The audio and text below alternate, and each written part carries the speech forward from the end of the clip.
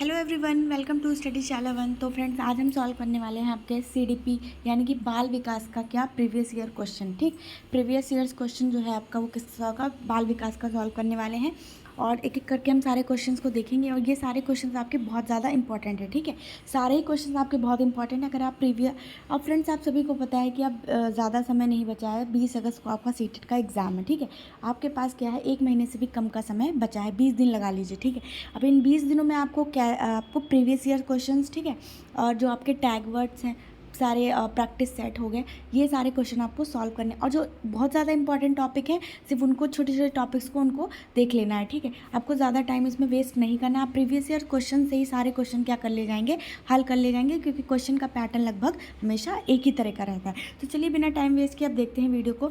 सारे क्वेश्चन बहुत इंपॉर्टेंट है, ध्यान से देखिएगा एक एक क्वेश्चन। ठीक है, आपका पहला क्वेश्चन है, विच फैक्टर्स अफेक्ट लर्निंग। वो कौन से कारक हैं जो अधिगम को क्या करते हैं, प्रभावित करते हैं। ठीक, अब अधिगम मतलब आपकी लर्निंग। ठीक, आपकी लर्निंग को क्या करते हैं, प्रभावित करते हैं। पहला है आपका पर्सनल फैक्टर, व्यक्तिगत कारक भी हो सकता है। एनवायरनमेंट, वातावरण संबंधी कारक भी हो सकते हैं। ठीक है, आपको अगर सही एनवायरनमेंट नहीं मिला तो भी आपकी लर्निंग क्या होगी, इफेक्टिव नहीं होगी, क्या होगी, प्रभावशाली नहीं होगी। अगला सामाजिक, बिल्कुल सामाजिक कारक। समाज में अगर आप जहाँ रह रहे हैं आपकी सोसाइटी वैसी नहीं है, अगर लोग अच्छी नहीं हैं, या फिर बहुत सारी चीज़ हो सकती, स्कूल्स नहीं है, तो ये क्या होते हैं, सारे एनवायरनमेंट उसमें सोशल फैक्टर्स में आते हैं। तो ये भी आपका क्या है, एक तरह से क्या है, अधिगम को प्रभावित करने का कारक है। तो आपके तीनों क्या आएंगे, तीनों आपके कारक जो होंगे प्रभावित होंगे। तो आपका आंसर क्या होगा, ऑप्शन नंबर डी। ठीक, ऑप्शन नंबर डी के साथ जाएगा क्या, ऑल ऑफ द अबव। ठीक, ऑल ऑफ द अबव, सभी उपयुक्त, सभी कारक जो हैं आपके अधिगम को क्या करते हैं, प्रभावित करते हैं। अगला क्वेश्चन देखते हैं। अगला क्वेश्चन है, who give the concept of multiple intelligence. ठीक, बहुबुद्धि का सिद्धांत किसने दिया था, तो ये आपका दिया था किसने, हॉवर्ड गार्डनर। पूरा है आपका नाम हॉवर्ड गार्डनर। ठीक, हॉवर्ड गार्डनर ने क्या दिया था, आपका बहुबुद्धि का सिद्धांत। इन्होंने क्या किया था, 8 टाइप्स। ठीक, बुद्धि के कितने प्रकार बताए इन्होंने, 8 टाइप्स की, 8 प्रकार की बुद्धि के बारे में बताया। ठीक, तो आपका सही आंसर जाएगा क्या, हॉवर्ड गार्डनर के साथ, ऑप्शन नंबर सी। अगला क्वेश्चन देखते हैं। आपका अगला क्वेश्चन है, yes Spearman has given. Spearman ने दिया। स्पीयरमैन जो आपके हॉवर्ड गार्डनर साहब जो हैं, इन्होंने क्या किया, बहुबुद्धि सिद्धांत दिया। इन्होंने 8 प्रकार की बुद्धि के बारे में बताया। बट अब यहाँ पर जो है स्पीयरमैन आए, ये स्पीयरमैन ने 2 फैक्टर थ्योरी दी। क्या, 2 फैक्टर थ्योरी दी, यानी कि आपका ऑप्शन नंबर जाएगा क्या, ए के साथ जाएगा। इन्होंने क्या बताया, 8 प्रकार की बुद्धि के बारे में क्या किया, बताया। इसमें जो है फ्रेंड, जो 2 तत्व इन्होंने बताया बुद्धि के, 2 तत्व में जैसे 2 फैक्टर थ्योरी, तो 2 कौन से हैं, एक तो आपका एस फैक्टर और एक आपका जी फैक्टर। एक समान तत्व और क्या, विशिष्ट तत्व। समान तत्व बुद्धि के बारे में बताया और विशिष्ट बुद्धि के बारे में बताया। तो आपका सही आंसर क्या जाएगा, 2 फैक्टर थ्योरी, आपका ए राइट आंसर हो जाएगा। अगला क्वेश्चन देखते हैं। अगला क्वेश्चन है, teaching will be least effective when. Teaching will be least effective, शिक्षण सबसे कम प्रभावशाली होगा जब। टीचिंग आपकी प्रभावशाली सबसे ज़्यादा कम कब होगी, ये देखते हैं। टीचर इज़ ऑटोक्रेटिक, शिक्षक एकाधिकारी होगा, बिल्कुल। स्टूडेंट्स आर पैसिव, बिल्कुल। ठीक है, emphasis is only on writing. ठीक, सिर्फ लिखने पर ही ध्यान दिया जाएगा, ना कि पढ़ने पे और कुछ सीखने पर। स्टूडेंट्स, अगर बच्चे निष्क्रिय हैं, बच्चे अगर इन्वॉल्व नहीं है, ठीक है, पढ़ाई में, तो बिल्कुल है आपका क्या, टीचिंग इफेक्टिव नहीं होगी, लीस्ट। तो इसमें क्या आंसर जाएगा फ्रेंड्स, इसमें आपका ऑप्शन नंबर डी जाएगा। ठीक, ऑप्शन नंबर डी के साथ जाएगा। ये सारे ही कारक अगर होंगे तो आपकी टीचिंग इफेक्टिव नहीं होगी। ठीक है, अगला क्वेश्चन देखते हैं। अगला क्वेश्चन है, which of the following is not a characteristics of development. ठीक, आपके विकास के क्या बताने हैं, आपको विशेषताएं बतानी है। ठीक, टू बी संचाई होना, टू बी डायरेक्शनल, ठीक है, दिशात्मक है, टू बी स्पेसिफिक विशिष्ट है। ठीक, ये सारे ही आपके क्या हैं, आपके जो हैं कैरेक्टरिस्टिक्स हैं। बट आपका जो ऑप्शन नंबर डी है ना, अनियंत्रित और स्वतंत्र, टू बी अनकंट्रोल्ड, अनियंत्रित नहीं है। ठीक, अब आप बच्चे हैं, जैसे बच्चा है वो एकदम से बड़ा नहीं हो जाएगा। ठीक, 2 साल का बच्चा 20 साल का एकदम से नहीं हो जाएगा, तो अनियंत्रित नहीं है और स्वतंत्र भी नहीं है। एक एक आपको एक बता दिया गया है कि आपकी 2 या 3-4 साल में कितना आपका क्या होगा, विकास होगा, कितनी देर तक आपका क्या होगा, विकास होगा। विकास आपका कब रुक जाएगा, जैसे कि 0 से 6 साल के बच्चे का विकास होता है, फिर 6 से जब 8 साल 7 साल का होता है थोड़ा सा क्या होता है, उसकी ग्रोथ क्या होता है, स्लो हो जाती है। फिर उसके बाद फिर एडोलेसेंस में क्या होता है, फिर वो एकदम से बढ़ना स्टार्ट करता है, क्या होता है उसकी एकदम से क्या होती है, ग्रोथ होना स्टार्ट हो जाती है, जैसे कि बहुत तरह तरह के चेंजेस होते हैं। तो ये आपका आंसर जाएगा क्या, to be uncontrolled and independent नहीं है, अनकंट्रोल्ड भी नहीं है, एक समय सीमा के साथ ही आपका विकास होता है। ठीक, हाँ बुद्धि का विकास बिल्कुल यहाँ पर लग सकता है कि आपकी बुद्धि, कभी कभी देखा होगा अपने छोटे बच्चे भी बहुत ज़्यादा क्या होते हैं, इंटेलिजेंट हो जाते हैं, और कभी कभी जो बड़े होते हैं उनके पास भी बुद्धि नहीं होती। तो ये सारी चीज़ें क्या होंगी, इसमें आएंगी। तो आपका आंसर क्या जाएगा, to be uncontrolled and independent. ठीक है, ऑप्शन नंबर डी। अगला क्वेश्चन देखते हैं। अगला क्वेश्चन है, which of the following is not the theory of development. ठीक, डेवलपमेंट की थ्योरी में से नहीं है। पर संबंध का सिद्धांत, theory of interrelation, theory of continuous growth, ठीक, theory of conditional reflex, theory of uniform pattern. Uniform pattern तो फॉलो करती है, ठीक, कहीं ना कहीं, ठीक है, डेवलपमेंट आपका एक विशिष्ट पैटर्न को फॉलो करता है कि एक समय के साथ इतना ही आपका विकास होगा, एकदम से आप 20 साल के इंसान नहीं बन जाएंगे। ठीक है, तो ये सारी चीज़ें इसमें आएंगी। इंटर रिलेशन बिल्कुल आपका जो आपका विकास है एक दूसरे के यहाँ इंटरकनेक्ट है, तो ये भी आपका जाएगा।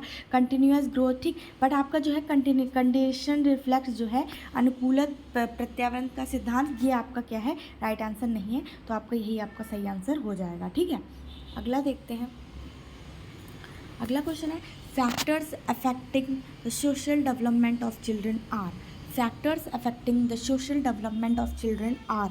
ठीक, कौन कौन से फैक्टर्स हैं जो क्या करते हैं, बालकों के सामाजिक विकास को क्या करते हैं, प्रभावित करने वाले तत्व हैं। ठीक, सामाजिक विकास में क्या क्या होगा, physical elements, social environment elements, economic elements, heredity elements. अब देखिएगा फ्रेंड्स, मैंने आपको बताया था कि यहाँ पर आपको सारे ऑप्शन बहुत क्या करने हैं, ध्यान से देखने हैं। कई बार होता है कि आप ऑप्शन देखते हैं और टिक लगा देते हैं, बट कभी कभी एक ही ऑप्शन में जो सारे ऑप्शन होते हैं उनका आंसर एक ही में होता है। तो यहाँ पर जो आपका ऑप्शन जाएगा, क्या जाएगा, सामाजिक परिवेशजनक तत्व, सोशल एनवायरमेंटल एलिमेंट्स, इसमें आपके सारी चीज़ें आ जाएंगी। ठीक है, तो आपका आंसर जाएगा क्या, बी के साथ। अगला क्वेश्चन देखते हैं। अगला है ब्लूम टैक्सोनॉमी पे। ठीक, which of the following is not related to the cognition domain of Bloom taxonomy of instructional objects. ठीक ठीक, उसमें से आपको बताना है। अब इसमें ब्लूम की टैक्सोनॉमी अगर आपने पढ़ रखी होगी, ब्लूम टैक्सोनॉमी एक बार ज़रूर पढ़िएगा फ्रेंड्स, क्योंकि ब्लूम टैक्सोनॉमी हमेशा पूछी जाती है। ठीक, ब्लूम की जो है ब्लूम टैक्सोनॉमी है, ब्लूम टैक्सोनॉमी पे बात कर लेते हैं। ब्लूम ने 3 तरह के बारे में बताया। ब्लूम की कैप, ब्लूम की टोपी जो होती है ना, कैप से याद कर लीजिए। सी से आपका कॉग्निशन, कॉग्निशन मतलब कॉग्नेटिव, मतलब जो आपका दिमाग से रिलेटेड है। ठीक, कॉग्नेटिव, अफेक्टिव, प्रभावी, और पी से है कॉग्नेटिव, इफेक्टिव और साइकोडोमेन। ठीक, तो ये तीनों चीज़ें तो आएंगी। ठीक, देखिए कॉम्प्रिहेंशन भी आएगा, ठीक है, एनालिसिस भी आएगी, नॉलेज भी आएगा। ठीक, ब्लूम की कैप में। बट आपका कैरेक्टर बिल्डिंग जो है ना, कैरेक्टर बिल्डिंग जो आपका ऑप्शन नंबर सी है, चरित्र निर्माण, ये आपका नहीं जाएगा। ठीक, तो यही आपका सही ऑप्शन हो जाएगा, क्योंकि यहाँ पे पूछा था क्या, आपसे नॉट पूछा था। बहुत ध्यान से, बहुत ध्यानपूर्वक क्वेश्चन को सॉल्व करिएगा, नॉट वगैरह में ध्यान दीजिएगा। ठीक है, कैरेक्टर बिल्डिंग आपका, चरित्र निर्माण इसमें नहीं आता। ठीक, अगला देखते हैं। कक्षा में विद्यार्थियों को अधिगम के लिए प्रेरित करने हेतु किस युक्ति का अनुप्रयोग आप नहीं करते हैं। ठीक, आप नहीं करते हैं, नहीं आपसे पूछा है। ठीक है, नहीं पूछा है आपसे। छात्रों में स्वस्थ प्रतिस्पर्धा स्थापित करना, नहीं आप ऐसा तो करते हैं। ठीक, ये तो सही हो गया। उन्हें आत्मगौरव की अनुभूति करना, ऐसा भी आप करते हैं। ठीक, उन्हें अत्यधिक प्रशंसा करना, ठीक, उनकी अत्यधिक प्रशंसा करना, यही आपका सही राइट आंसर हो जाएगा। अगला भी देख लेते हैं। गतिविधि आधारित शिक्षण, ये तो सही होगा। ठीक, प्रयोग करेंगे आप तभी तो बच्चे सीखेंगे। ठीक, बट यहाँ पर क्या पूछा था आपसे, नहीं पूछा था। ठीक, प्रेरित नहीं करते। ठीक, तो आपका सही, अत्यधिक प्रशंसा अगर आप कर देंगे तो भी बच्चा क्या होगा, फिर वो एकदम से अपर लेवल पर चला जाएगा, और क्या होगा, कहीं ना कहीं उसकी लर्निंग क्या होगी, बाधित होगी। ठीक, अगला देखते हैं। शैशवावस्था में बच्चों के क्रियाकलाप डैश होते हैं, सही बताना है आपको। मूल, प्रवृत्त्यात्मक, संक्षिप्त, संरक्षित, संज्ञानात्मक, दिमाग से रिलेटेड, संवेगात्मक। ठीक, अब यहाँ पे देखिएगा फ्रेंड्स, यहाँ पर मैं आपको बताती हूँ, शैशवावस्था आपकी 0 से 6 वर्ष तक होती है। ठीक, 0 से 6 वर्ष तक काउंट होती है। कहीं कहीं 5 भी मिलेगा, बट 0 से 6। ठीक, अब यहाँ पे मूल प्रयत्नात्मक आपका राइट आंसर कैसे होगा, क्या होते हैं जो बच्चे होते हैं फ्रेंड्स, वो क्या बोलते हैं, अपनी मूल प्रवृत्तियों, ठीक, अपने स्वाभाविक जो तरीके होते हैं, अपनी उनके जो कुछ मूल प्रवृत्तियाँ होती हैं उनके द्वारा क्या करते हैं, रिएक्शंस देते हैं।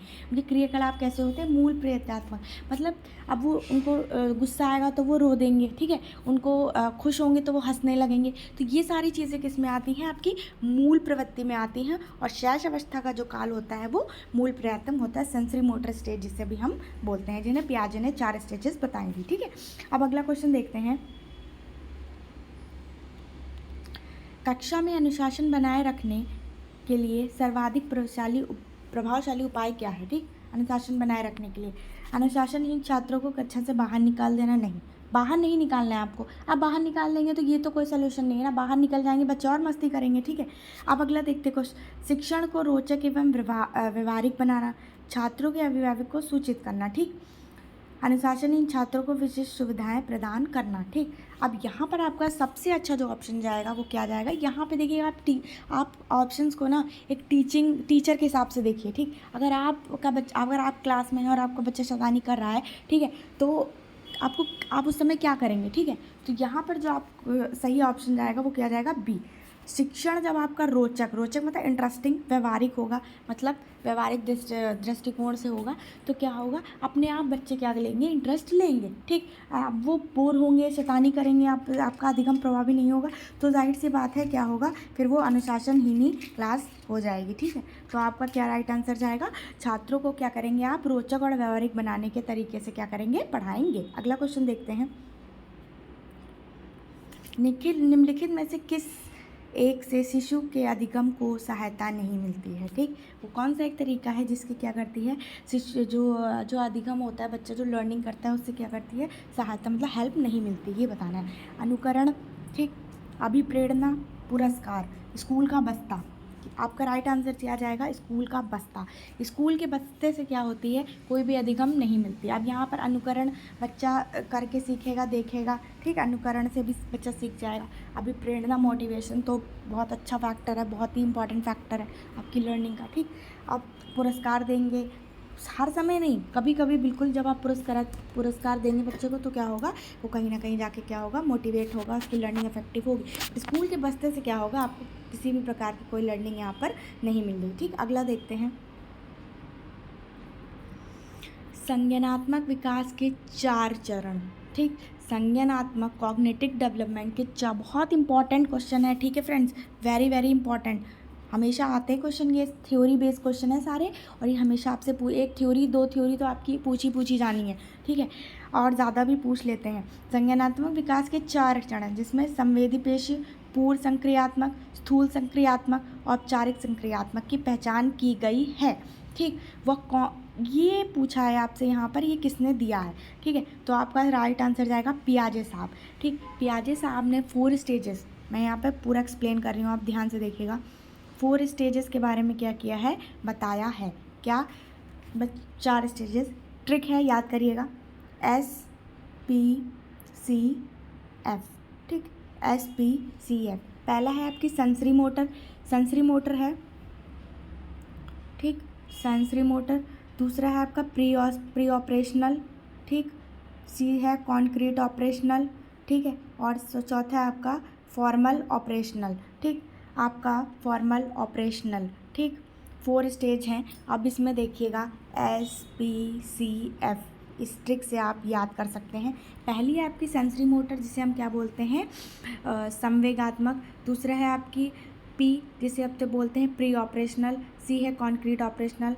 पहली है 0 से 2 वर्ष, प्री ऑपरेशनल है आपकी 2 से 7 वर्ष, और कॉन्क्रीट ऑपरेशनल है आपकी क्या, 7 से 11 वर्ष, और फॉर्मल ऑपरेशनल जो कि आपकी किशोर अवस्था में आती है वो क्या है आपकी 11 से 15 वर्ष के बीच की। ठीक है, तो ये किसने दिया था, 4 स्टेजेस के बारे में आपके जीन पियाजे साहब ने एक्सप्लेन करा था। ठीक है, तो आपका राइट आंसर जाएगा 4। ये चारों चरण जो हैं ये किसके हैं, आपके पियाजे साहब ने बताए थे। ठीक है, अगला क्वेश्चन देखते हैं, कक्षा में विद्यार्थियों की रुचि बनाए रखने के लिए एक शिक्षक को उचित है।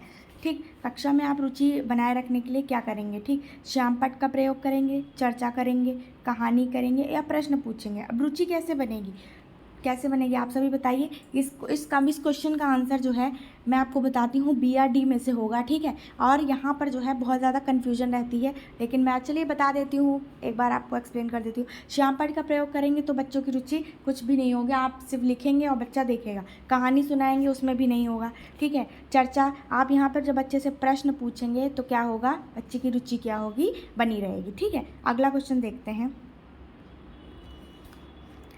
एक शिक्षक के लिए सबसे महत्वपूर्ण क्या है, ठीक। कक्षा में अनुशासन बनाए रखना, कक्षा में समायुति होना, विद्यार्थी की कठिनाइयों को दूर करना, एक सशक्त होना, ठीक। तो आपका सही ऑप्शन क्या जाएगा, सी के साथ जाएगा, बिल्कुल। एज अ टीचर आपकी सबसे पहली क्या है, पहली रिस्पॉन्सिबिलिटी है कि आप क्या करें, अपनी स्टूडेंट्स की क्या करें, प्रॉब्लम को दूर करें, उनकी कठिनाइयों को क्या करें, दूर करें। तो आपका पहला जो आप सही ऑप्शन जाएगा क्या है, बच्चों की कठिनाइयों को दूर करना, ठीक। ये आपका पहला है, ठीक है। अगला देखते हैं, ठीक। अगला क्वेश्चन है, आपको अपनी कक्षा में 2 बंद बुद्धि बच्चों को बैठाने के लिए बोला गया, ठीक। आपको आप मान लीजिए टीचर हैं और आपके क्लास में 2 बच्चों का एडमिशन हुआ, वो बंद बुद्धि बालक है, ठीक है। और अपनी कक्षा में बैठाने के लिए बोला गया, तो आप क्या करेंगे, उन्हें अपने शिक्षार्थियों के रूप में ग्रहण करने से इनकार करेंगे?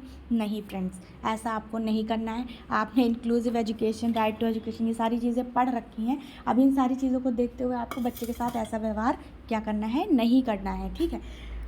प्रधानाध्यापक को उन्हें किसी और कक्षा में जाने के लिए बंद बुद्धि विशेष रूप से चिन्हित है, वहाँ बैठाने के लिए बोलेंगे। जो कक्षा क्या है उनके लिए बंद बुद्धि बालकों के लिए ही है स्पेशल, वहाँ बोलेंगे नहीं, ये भी ऑप्शन गलत है, ठीक। अगला, ऐसे विद्यार्थियों को सिखाने की तकनीकें सीखेंगे, बिल्कुल सही ऑप्शन है। जहाँ पर आप क्या कर रहे हैं, आपकी लर्निंग इफेक्टिव हो रही है, आप तरीके ढूंढ रहे हैं, बच्चों को सिखा रहे हैं, तो यही सबसे अच्छे ऑप्शन जाएंगे, ठीक है। ऐसे विद्यार्थियों को क्या करेंगे, सिखाने के नए तरीके आप ढूंढेंगे कि कैसे मंद बुद्धि बालक को क्या करें, सामान्य बालक की तरह लेकर के आएँ, ठीक है। जिससे क्या हो, उनकी भी लर्निंग क्या हो, बहुत ज़्यादा प्रभावी हो, ठीक है। और नहीं वाला तो ऑप्शन नहीं जाएगा, ऑप्शन नंबर सी आपका क्या होगा, राइट आंसर होगा।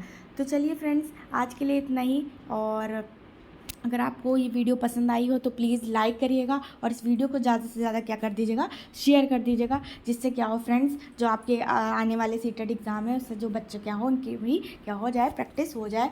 और फ्रेंड्स, हमारे चैनल पर अगर आप नए हैं तो प्लीज़ हमारे चैनल को लाइक, शेयर और सब्सक्राइब करना मत भूलेगा।